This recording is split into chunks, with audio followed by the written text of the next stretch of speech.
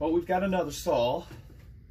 Well, not another. It's not new to me. I've actually had this one for over a year, and if you go back in my videos, you'll find the McCulloch 325 that I was trying to get started and everything, and I did manage to get it to run for a moment, but then it would lose ignition and everything, so I just put it on the shelf and left it sit there for over a year. But last weekend I tore into it, and I don't even know why I didn't turn the video on to do that, but we got the ignition restored on it. I put a newer coil on it and cleaned and regapped the points, everything, and so we've got the spark restored.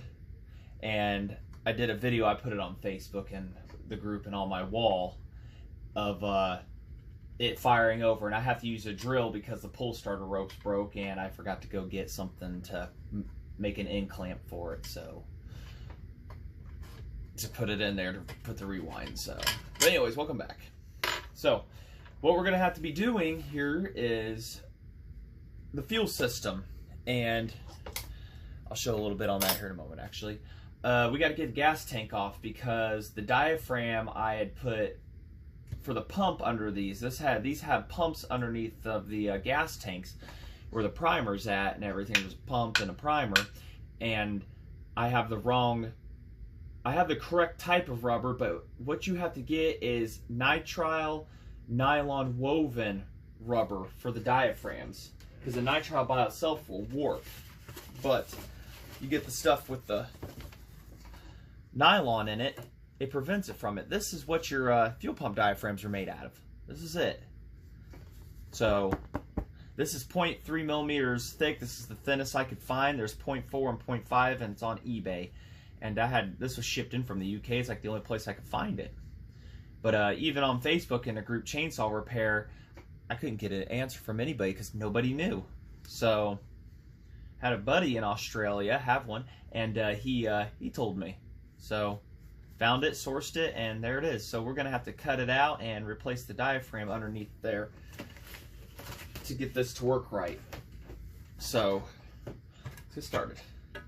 As you can see, the new coil. This puts aside. And to get the tank off of here, you gotta take this bolt off. There's one. There's one over here. I gotta take the muffler off of it. Yeah, you gotta take the muffler back off, and then there's another one over here, so there's two more. But this chainsaw, a little history, this is the first one-man chainsaw that McCulloch made back in the 50s. I can't actually remember the year off the top of my head, but 325, 3 horsepower, 25 pounds, power head alone. And that first real design had a 2-button setup and fuel shutoff, oiler, but they got rid of the fuel shutoff soon after and just went to the 1-button design. And they also had ceramic glass ones of these, and then they went to this style right here. But this does run. Like I said, I went and had the video last week, and I didn't even turn the camera on. I don't know why. So we'll get started here on all this. Get the proper tools, get this tank off. Let's see here. Of course, all my tools are a bit of a mess at the moment. May have to regather what I did with a couple of them, but I guess we'll get started. Maybe we'll just do it by hand, but that would have been faster, right?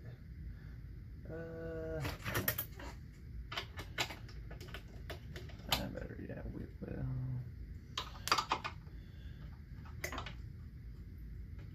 Yeah, like I said, I've had this apart before and cleaned. That was a year ago, and it was just a fuel system. After I was losing ignition, I just kind of like, you know what, I'll get back to you here in a few weeks, and a few weeks turned into months and turned into a year. So there's your pull starter on this side. Take the muffler back off so I can access this bolt. You'll see that. And the bolt down here. What a pain, what a pain. It's not too bad. These actually have a really unique sound to them. It's really cool. That's the size right there. Yeah. These buzz them right off. Might have to. And there we go. Not your average saw here, though. These have a rotary valve intake system on them. They're not reed. and they do wear out over time. But when I got this saw, I don't know how long it had sat, but it was definitely put away as a runner. It had a fresh 1/2-inch chain on the bar and everything, which is outside on the 640. And I'll be putting that back on here because the 640 is going to get something special. And it had fuel still inside the carburetor, which I've completely rebuilt that already before I was doing the videos. So, ports are pretty dirty. I might have to clean them out too. Not really scrumptious, I'm going to say. Yeah. That's 7/16. So you're lefty, loosey, righty, tighty, right? If I remember, this one was just so much fun to put on and off.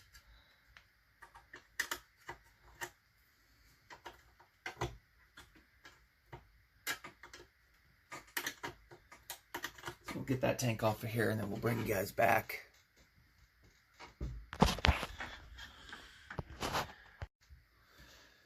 All right.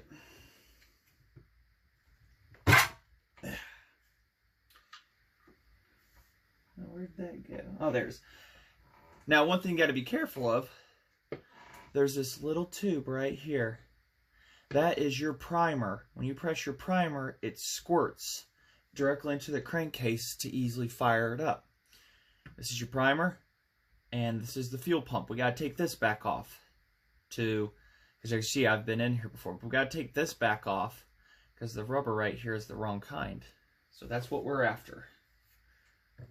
And when I got this saw, it was an absolute complete filthy mess, but it looked like it had been well used. You can see the paint is pretty much non-existent on this unit, and I don't plan on painting it either. I don't do that to any of them. Maybe I'll get some polish and polish up the tank, make it look pretty one day, and go from there. But another thing that we're also going to be doing, because I was able to get a barb fitting for this, and you got to use brake line. The best I can find is brake line for coming out of the carburetor here, and it screws in. And what we're going to do, theoretically it does, unless that guy at AutoZone doesn't know how to do thread checks. Okay, there we go. Yeah, it just has to be put in. We're going to have to cut so much of this off, and then we're just going to put some hose. I know it's vinyl, but you're not supposed to use it, but I have no problems. And we're going to just slide it right over and then put it on the barb here, and that's going to be our fuel line. So that's the plan. I've done it with another saw with success. For some reason, this thread is different than the one down here. I don't know why. So, get this bad boy put to the side for now. Carefully.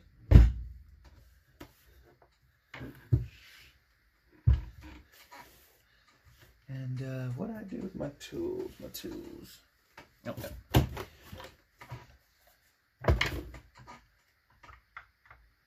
It's for a good pair of scissors, which I'll have to go get.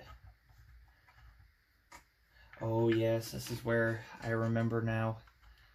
This is where you gotta, we take this off and everything, and that little, inside the tank there's a fuel line that swivels, and you gotta match it back up with this.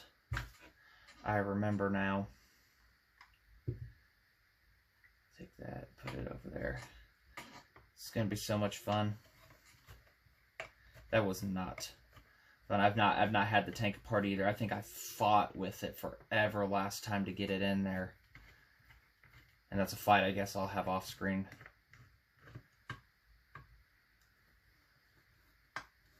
Just one of somebody's better ideas. I mean, it works, but you'll probably hear it drop down or whatever.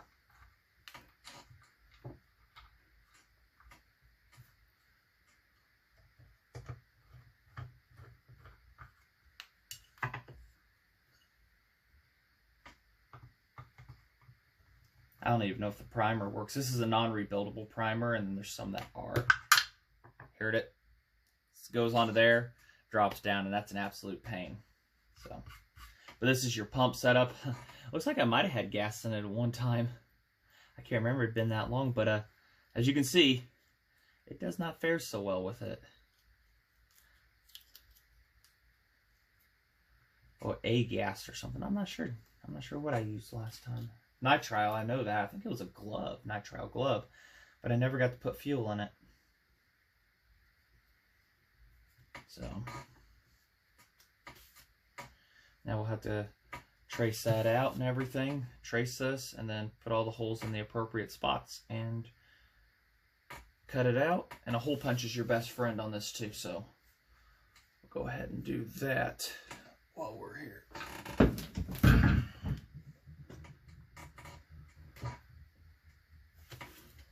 So get all the stuff now. Are we recording? Yeah, okay, we are. All right, we all know how to trace, right? We all did it in kindergarten. But anyways, just a normal ballpoint pen, and the black kind, you can see it really good on the tracing outline. Using the gasket. Not going to cut out the center part, obviously, because that's where it pumps. I've ordered kits before, and they're just flat. It's just flat rubber. There's nothing special to it, and it works great. So just trace out your outside real good. Just like making your own gaskets.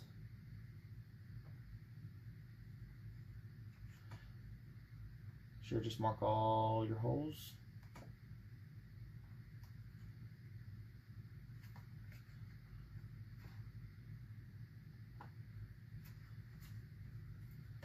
I don't know if you guys be able to see that or not. Oh, look, you couldn't see a thing I did. But there, down there in that lower area is where you can see. So, get your scissors, whatever I just did with mine.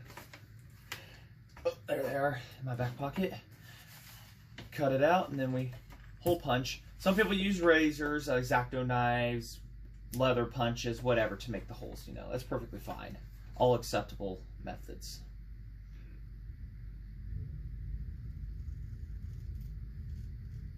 I mean, obviously the outside doesn't have to be too perfect. It could stick out a little. It's the inside that counts the absolute most. Of course, I've got a really big shadow going on from the light, from the scissor blade.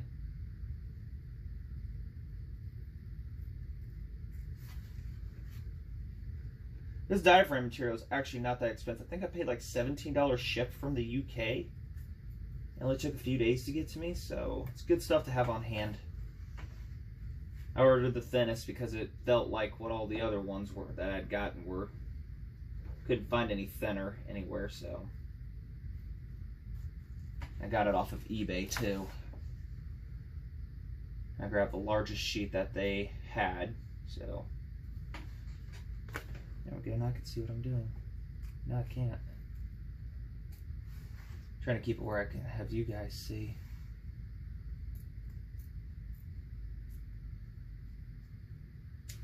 There you go. Put this back up. As you can tell, it got wrinkled at one time.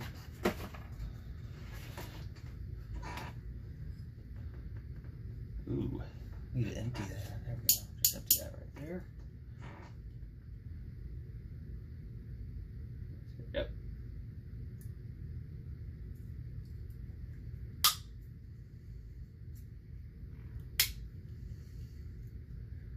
And I'll go back and I'll cut those off carefully, just as long as I get the majority of the hole punched out. We should be fine.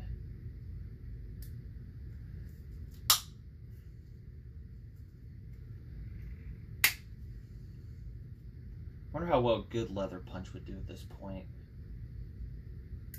Probably should invest in one.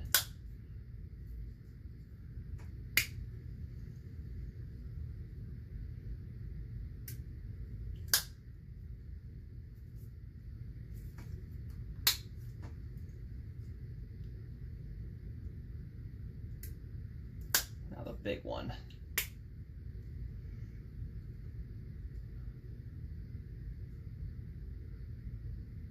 Actually, this one punches out the big one's hole pretty much exact.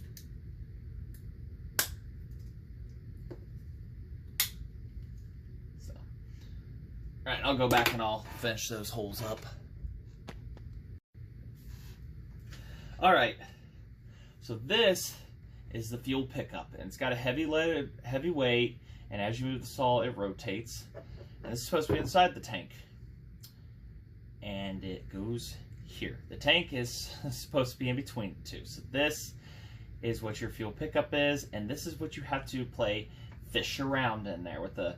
I mean, it's going to take me some time. I'll do it off camera, but last time I think it took me like 15 minutes, and I mean that was horrible. So pretty much I got to get pliers, put this in there, put this halfway up, and then get this to slide over. And once that's in there, then you push up on the pump assembly, and it locks it in place. And it can't go too far up, and it can't go anywhere. It just swivels around here. So that is our main goal. So hopefully this won't take too long.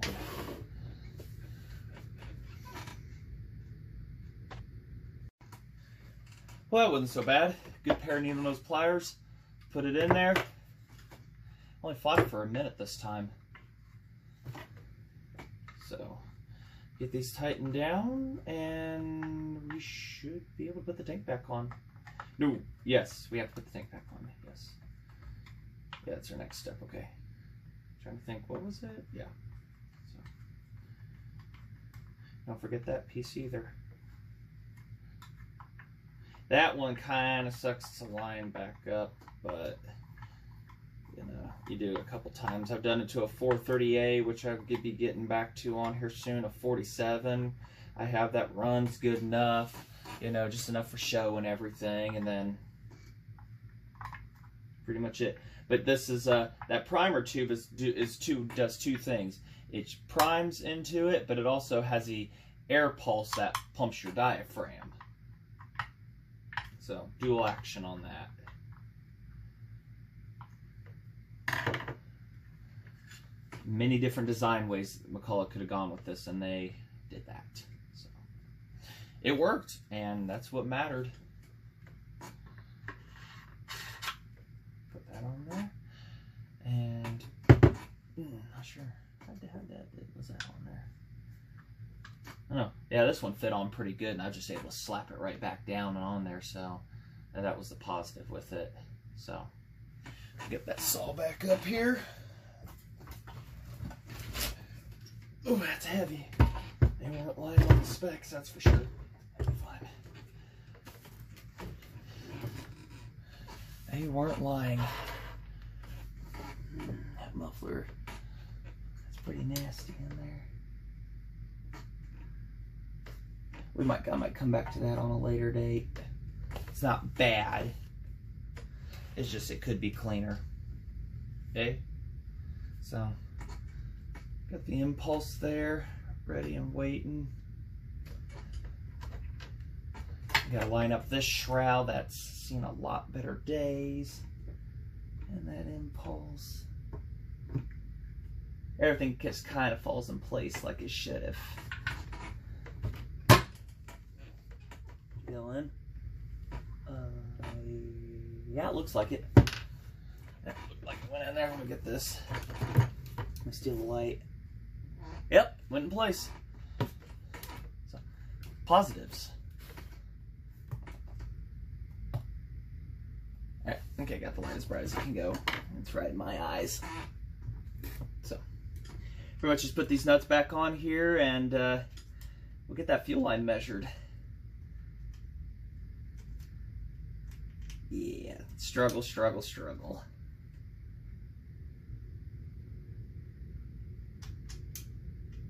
Although, this would be nice to polish up completely, take the time to do it, but man, that'd be a job to keep on this.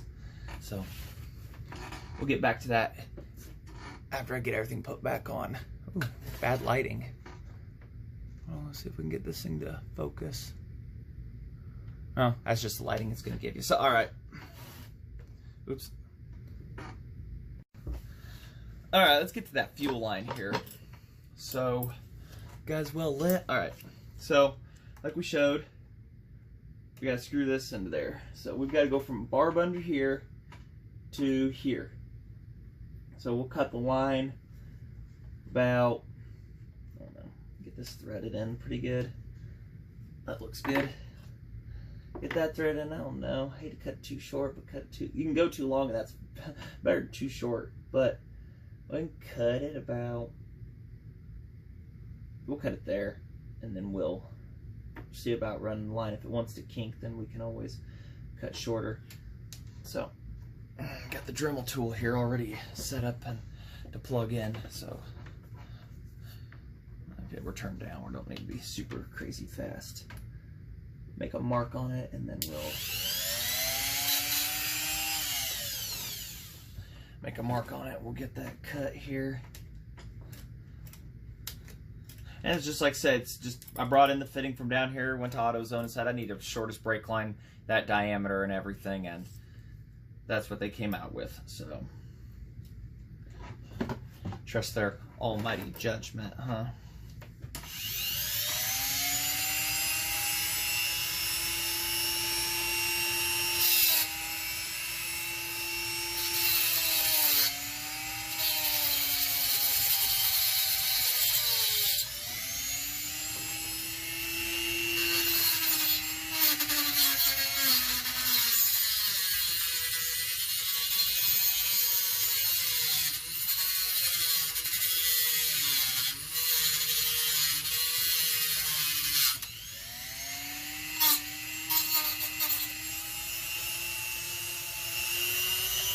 Turn that speed up.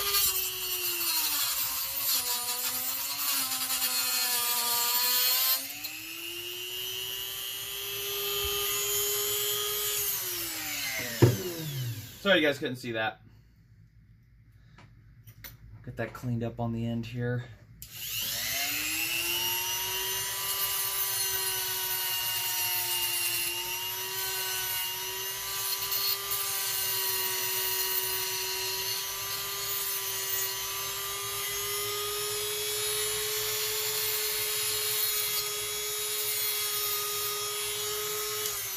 There we go. Oh, that's pretty much it. That's all there is to it.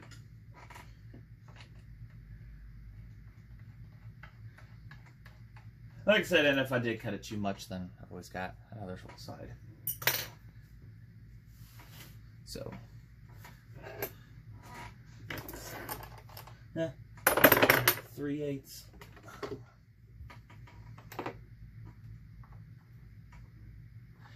The other styles, they had a return style. I think I might have to. I think I could bend that a little bit. Remember, you got to put the air filter in there too, dummy.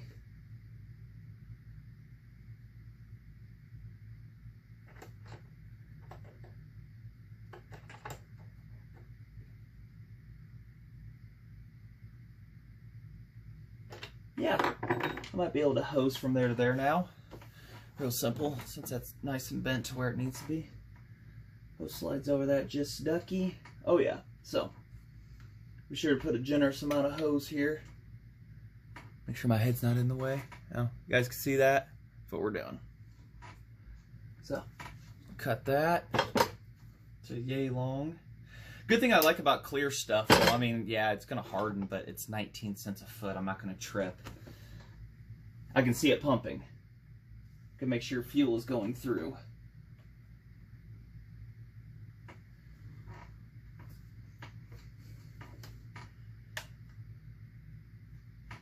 Trim that down a little more. I mean, in all theory, it'll fit on the barb fitting. So, bring you back and we'll get that all on there. Alright, fuel line on. Decided to do a loop-de-loop because it's just easiest, even though those are really close in contact. It kind of wanted to kink, so decided why not. So, I've seen it done many times to prevent kinking or whatever, and that little loop isn't going to do anything because it pushes pressure. So, but these have sediment bowls on them, and then this is a different carburetor design than they went later on and everything, but that's all. Like I say, it was rebuilt. I've completely gone through that. Brand new diaphragm, never used, never before anything. So, get your oiler, primer. That's all we got to do. Theoretically, let's put the side on, other than the pull starter, but I take my drill and I put it right onto here, and a deep well socket just fires right up. At least it did last time. Put a little fuel down through the air filter. It actually idled pretty good. I was quite surprised. So it was definitely put away a runner. So I already got that put on. This is your kill button right here. Press it down, and what that does is that makes contact on the coil here. Make sure you guys can see. Yeah. Contact on the coil there, and that's what grounds it and shuts it off. So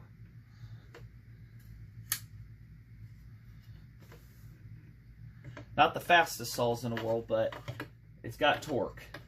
77cc put through a gear drive setup. It don't stop too easy. The only screws I have is this one and that one for the shroud for now. Old but gold. Hopefully tomorrow it'll be running off tank fuel. That's what we're hoping for. Be jumping to doing that. Nothing's going to leak, but my luck, everything is going to leak. You live, you learn, right?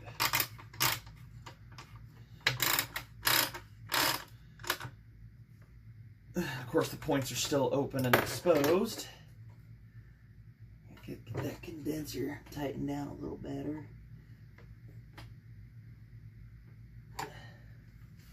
I do have a box of parts over here for it. The cover that goes on it, but we'll put that on last. I've got a cylinder, a bunch of eBay stuff I got for like 99 cents.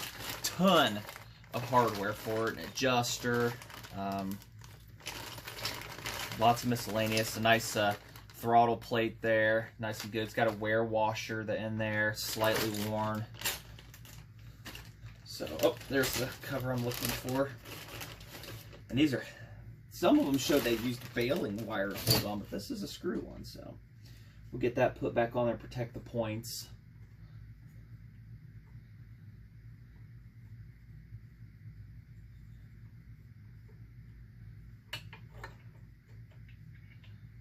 It's one thing I like about these saws. They have external points on them up to a certain time. Didn't have to pull the flywheel or nothing.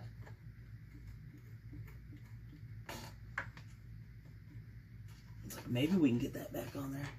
Points have been exposed for a year, so.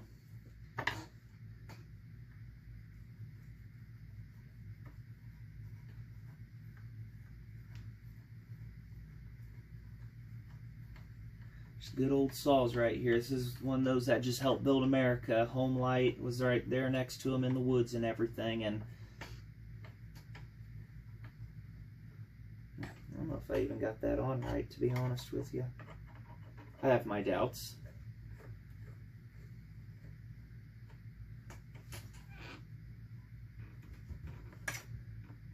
Well, something's wanting to bind up on me somewhere. Eh?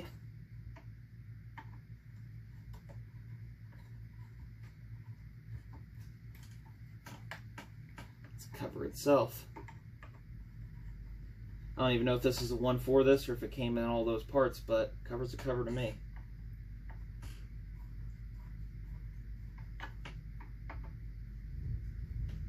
If you guys can even see what I'm doing.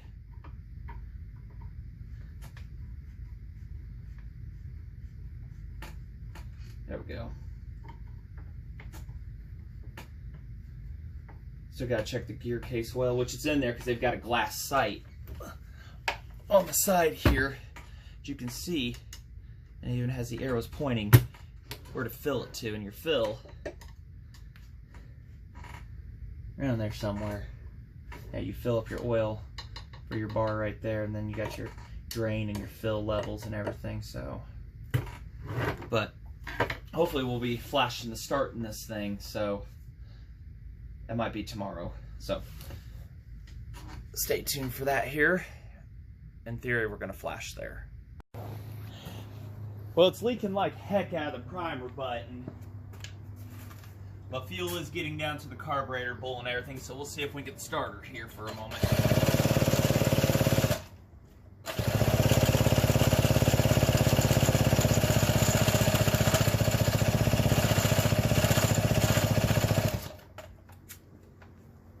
Oh man, it's coming out that exhaust bad.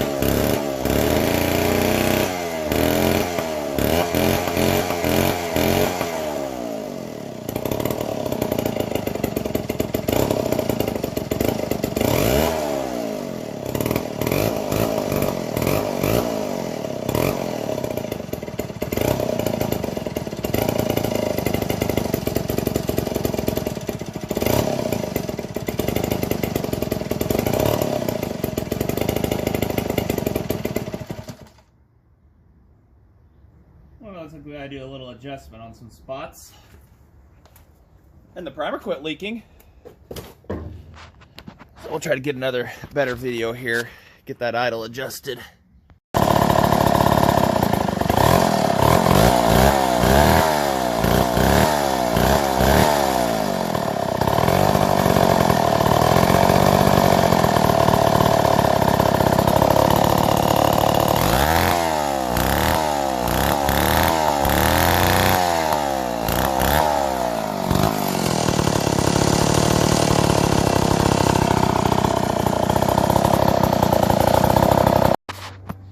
Well, it looks like I'm out of fuel.